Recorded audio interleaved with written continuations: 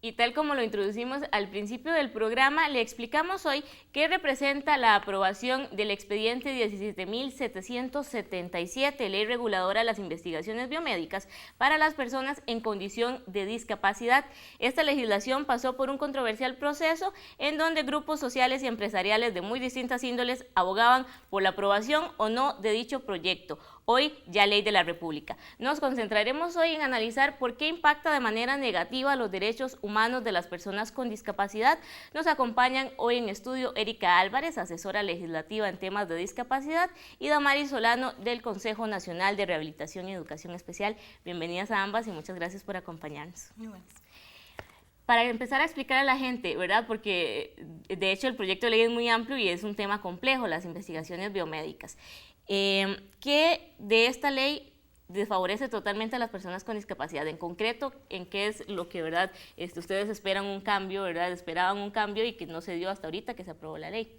Bueno, quizá lo primero que hay que mencionar es que para las personas con discapacidad el tema de la investigación es un tema fundamental y es importante, digamos. ¿Cuál ha sido el problema? El problema es que tiene 2 artículos esta ley que vulnera terriblemente a las personas más vulnerables de las personas con discapacidad, que son las personas con discapacidad intelectual y psicosocial. Entonces, ¿qué es lo que establece esta ley? Primero habla de personas legalmente incapaces. Al amparo de la Convención sobre los Derechos de Personas con Discapacidad no existen personas legalmente incapaces. Todas las personas tienen capacidad legal y lo que se requiere es que existan salvaguardas por parte del Estado para garantizar el ejercicio de esa capacidad jurídica o capacidad de actuar. Entonces, esta ley vuelve, digamos, como a retroceder en ese tema y establece una conceptualización que ya no se puede usar en el marco de la Convención. Número 2, en ese artículo que habla de personas legalmente incapaces, establece la posibilidad de que el representante legal de la persona con discapacidad, que creo que más adelante podremos ampliar más sobre eso, decida si se experimenta o se investiga en el cuerpo de la persona que tiene a su cargo o bajo su representación. Lo cual quiere decir que quien va a definir qué pasa con el cuerpo y con la vida de esa persona es un tercero, sin que esta persona tenga la capacidad quizá de entender de qué se trata lo que van a hacer con él. Además, el artículo 64 también del proyecto del expediente 17.777 estableció que hay ciertos casos en los que, digamos, indiscutiblemente van a participar las personas en esta condición. Dicen cuando no exista otras personas que, digamos, que puedan cumplir el perfil para la investigación, cuando exista un beneficio directo, que eso sería lo menos negativo, digamos, cuando no haya más voluntarios, y entonces el tercero, ¿verdad?, lo puede decidir. Y otra serie de circunstancias que son terribles, ¿verdad? Existe una historia bastante trágica con respecto a la utilización de las personas con discapacidad intelectual o psicosocial en procesos de investigación sin que se tenga su consentimiento, su voluntad, y esto viene a vulnerar una convención que es muy reciente, que es la Convención de Naciones Unidas, que en el artículo 15, para acabar con toda esta discusión histórica de cómo participan o no, simplemente prohibió la experimentación en personas que no pueden dar libre consentimiento. Damaris, la ley misma esta, las investigaciones biomédicas, define la autonomía como la capacidad de las personas para tomar decisiones sin influencia de otras personas o de presiones externas, ¿verdad? Eso viene al principio de la ley, pero luego, ¿verdad?, cuando ya vamos a estos otros artículos, hay una contradicción entre lo que la Convención de Derechos de las Personas con Discapacidad dicta con respecto a lo que es autonomía de estas personas y lo que la nueva ley, ¿verdad?, de investigaciones biomédicas dicta. Explicarle a la gente cómo afecta esto, ¿verdad?, y cómo se contradicen esos términos de autonomía para la persona con discapacidad. Precisamente el concepto de autonomía es fundamental en este momento y en el paradigma de derechos humanos de personas con discapacidad que es en el que nos estamos moviendo.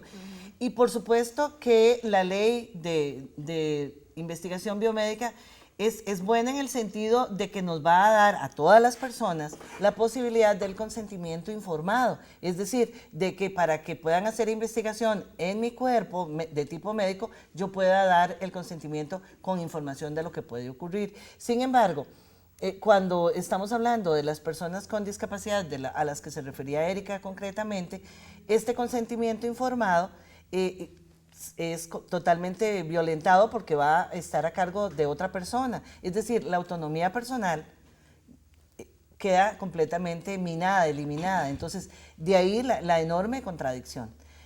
Contradicción con la convención y contradicción dentro de la misma ley. Entonces, realmente O somos personas o no somos personas, porque el asunto es ese, somos personas con discapacidad independientemente de la condición, y si no podemos dar el consentimiento, pues simple y sencillamente la autonomía se respeta, el cuerpo, nuestra vida se tiene que respetar.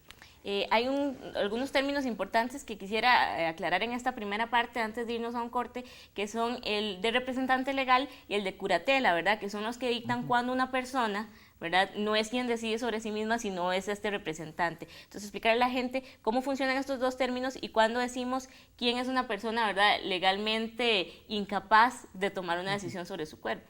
Bueno, la curatela tiene que ver directamente con el ejercicio de la capacidad jurídica y la capacidad de actuar de las personas en general. Históricamente han existido 3 tipos de restricción para el ejercicio de esa capacidad jurídica y de actuar. Fue restringido para los niños y niñas, que sigue siéndolo por un tema de protección de los mismos, sin embargo, con una mucho mayor participación de los mismos niños y niñas en las tomas de decisiones. Fue restringido para la mujer, pero la historia se ha encargado de ir resolviendo poco a poco eso, y ha sido restringido para las personas con discapacidad intelectual, psicosocial e incluso para las personas con discapacidad sensorial, porque aún nuestra legislación contiene vestigios, digamos, de una visión tradicionalista basada en poner el problema en la persona, que hace que incluso las personas sordas tengan restricciones y las personas ciegas tengan restricciones en el ejercicio de sus derechos.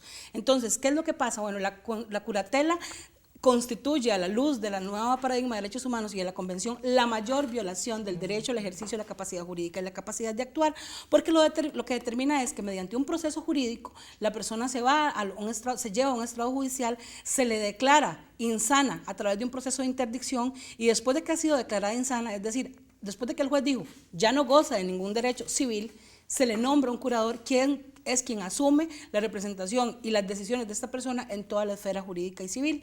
Eso para nosotros es grave, o sea, ya de por sí es grave, ¿verdad?, que la persona decida, porque digamos, desde la historia ha decidido sobre el tema patrimonial de la gente, pero ahora nuestro Estado, yendo más allá, ¿verdad?, lo pone no solo a decidir sobre la protección de del patrimonio de la misma persona, sino que incluso le da la potestad de decidir qué se hace con el cuerpo de esa persona. Así es.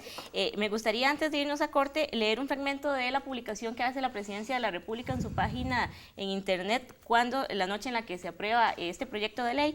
El gobierno celebra y felicita a todas las fracciones políticas por haberse puesto de acuerdo esta noche para votar un proyecto necesario para el desarrollo del país en este campo. Y en palabras del ministro de la Presidencia, Carlos Ricardo Benavides, la aprobación de este proyecto es un logro para el país. Es parte, ¿verdad?, de las instancias, ¿verdad?, del gobierno, que pues, ¿verdad?, ya desde la cabeza se celebra este proyecto aún con estas contradicciones. Comentábamos, Erika y Damaris, las implicaciones que tiene para los derechos de las personas con discapacidad y cómo va en contra de la Convención de Derechos Humanos de este colectivo, que está aprobada en el país ya hace varios años, ¿verdad? Además de eso, hay un proceso de violación de la Ley 7600, porque ¿verdad?, también va en contra de todo lo que la Ley de Derechos de Personas con Discapacidad dice, y de la igualdad de oportunidades. Tampoco se hizo un proceso de consulta tal cual la legislación lo dicta, ¿verdad?, el proceso previo. No se presentó ni la consulta en lengua de señas, ni en formatos accesibles, en braille y demás, ni tampoco, ¿verdad?, se le pidió parecer a las personas con discapacidad. Explicarle a la gente también qué implicación tiene este proceso de la consulta incorrecta, ¿verdad? Quizás sí, eso es una violación más, ya no en el fondo de la ley, sino en el trámite del proyecto. ¿Qué pasó? Primero, el proyecto salió de la comisión, dictaminado hacia el plenario, sin que nunca se le consultara a las personas con discapacidad. Ya en el plenario, por moción de diputados del PAC y el Frente Amplio, el proyecto fue consultado a las personas con discapacidad, pero se lo consultaron como se le consulta a cualquier institución del Estado. Les dieron 8 días con un documento de Word para que respondieran qué les parecía, sin pensar que las personas sordas no leen ni hablan español, sino que su lengua es lesco, por lo menos un muy buen grupo de personas sordas, sin pensar que existen, digamos, también personas con discapacidad intelectual que requieren de una explicación mucho mayor para poder comprender de qué se trata el proyecto, y ellos que son los más afectados por el proyecto de ley, y sin pensar también que las personas con discapacidad por su condición socioeconómica no tienen acceso a las tecnologías y el proyecto se les envía nada más por correo electrónico. Entonces, en realidad, nunca se consultó en formatos reales, pese a que existe un recurso de amparo que pusieron varias personas de Pérez Celedón, de San José y de otros lugares para poder ser consultados de manera oportuna, no se hizo porque la sala tampoco acogió esta cuestión. La sala también ha sido de una u otra manera un obstáculo en el proceso de poder lograr el respeto a esto, con excepción de algunos magistrados, digamos que al final en el proceso de consulta de la ley externaron una posición también en contra del proyecto y le hicieron ver un voto salvado. Devanis, además de esta queja, ¿verdad?, por el proceso de consulta, el colectivo con discapacidad y el Consejo Nacional de Rehabilitación se han pronunciado desde ya, ¿verdad?, ya lleva varios años este proceso, hablar de cuáles han sido esas acciones y cómo han encontrado puertas cerradas también, ¿verdad? Sí, precisamente, bueno, desde el Consejo de Rehabilitación se enviaron las recomendaciones para que esta ley no pasara, las recomendaciones desde la perspectiva de derechos humanos. Igual las organizaciones de personas con discapacidad estábamos insistiendo en que no solo que se nos consultara, sino que se nos estaba violentando los derechos, ¿verdad? Lo que se leía entre líneas ya de por sí. Y a pesar de eso, a pesar de las cartas, de las consultas que se hizo caso omiso. El Consejo envió incluso en coordinación con consultas que se le hizo a la gente de la Universidad de Costa Rica, se les envió la información para que fuera tomada en cuenta y a contrapelo de todo esto, vemos que hoy está aprobada la ley, ¿verdad? Erika, además, ¿verdad? Bueno, esto que menciona Damaris, ¿qué se podría hacer ahora, verdad, para seguir, ¿verdad?, reforzando este tema y ver de qué manera se puede salvar de algún modo, ¿verdad?, los derechos de las personas con discapacidad violentados? Yo creo que es importante decir dos cosas. Primero, las personas con discapacidad intentaron aportar siempre, no para que el proyecto no saliera, sino para que el proyecto saliera bien. Inclusive existió un texto trabajado desde una mesa de diálogo impulsado por la Universidad de Costa Rica, en el que se solventaban muchísimos de los problemas que al final tuvo el proyecto y ni siquiera quiso ser considerado por los diputadas y diputados. El proyecto se aprobó con los votos en contra de 3 fracciones legislativas, bueno, de 2 diputados del PASE, de un diputado del Frente Amplio y de la fracción del PAC, y finalmente yo creo que aquí lo que quedó más que demostrado, digamos, es que no es cierto, digamos, lo que se dice cuando se consulta, se considera y demás. Yo creo que ha habido una invisibilización absoluta de la opinión de las personas con discapacidad y eso nos pone de frente a tener que tomar decisiones mucho mayores. Ya el Consejo y la sociedad civil externaron en Ginebra, frente al Comité de la Convención de Naciones Unidas, su preocupación por este proyecto que estaba a punto de aprobarse en ese momento, pero que ahora es ley. Y ya ahí ha quedado consagrado y existe una recomendación también en el sentido de este proyecto de ley. En septiembre de 2013 ya las Naciones Unidas le han advertido al país que tuviera cuidado con esa ley que resultaba violatoria de derechos humanos y pese a todo eso y pese al criterio de magistrados, digamos, de que no se debía hacer porque era violatorio de derechos, se aprobó. ¿Y ahora entonces, qué hacemos? ¿Cómo lo podemos, digamos, solucionar tenemos de alguna manera?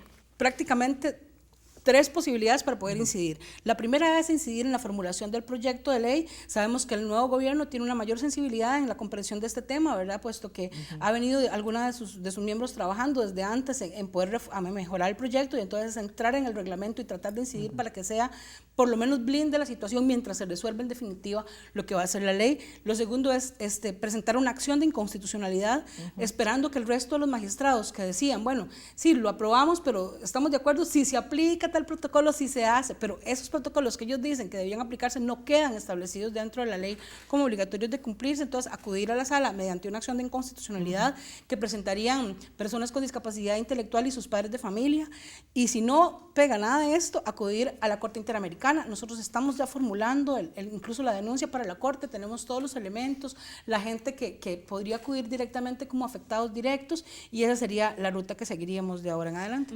Además de, pienso yo que también es importante eventualmente ya plantear reformas a la ley. Por supuesto. A nivel de la Asamblea Legislativa. Un nuevo proyecto de ley que la reforme. Ok, muy bien, pues es un tema, ¿verdad?, muy complejo, muy controversial, seguiremos pues al pendiente, ojalá que se logre, ¿verdad?, mediante alguno de estos mecanismos solucionar esta situación que de verdad es alarmante para toda la sociedad costarricense. Nada más para cerrar, yo quisiera decir algo, o sea, para nosotros es fundamental que exista investigaciones biomédicas en el país. Para nosotros es fundamental que se haga investigación dirigida a mejorar la calidad de vida de las personas, igual que nos parece que tiene que llegar a haber investigación en materia de tecnologías y otras cosas. La gente con discapacidad nunca se va a oponer a eso.